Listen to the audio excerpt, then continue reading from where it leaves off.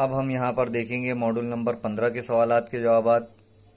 पहला है, कब्ल स्कूल के बरसों में अंदाज़ा कद्र से इस बात को यकीनी बनाने में मदद मिलती है कि। तो ऊपर के जितने भी सब है सवालात वो सभी सही हैं, ये हमारा जवाब रहेगा। उसके बाद इनमें से कौन रवाबित कायम करने का एक अहम अंसुर है। ऊपर के मज़कूरा सभी।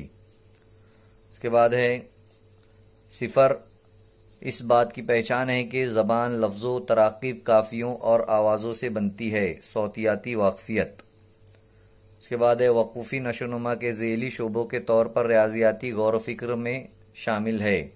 शक्ल और मुकाम का एहसास। उसके बाद छोटे बच्चों के खेल कूद के दौरान मुशाहिदा और अंदाज़ा कद्र की कौन सी तकनीक होती है। वो है ऊपर के सभी। Check list, portfolio, rating scale सभी।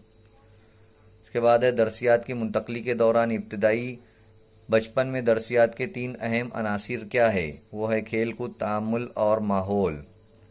उसके बाद है, कब्ल स्कूल तालीम के प्रोग्राम की तरबियत में शामिल होना चाहिए। कब्ल स्कूल और पहली दूसरी जमात के असातिज़ा को जो है तो इसमें शामिल होना चाहिए।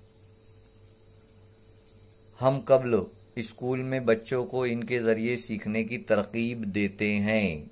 खेल कूद पर मबनी उम्र और नशोनुमा के एतबार से मुनासिब सरगर्मियाँ और साजो सामान।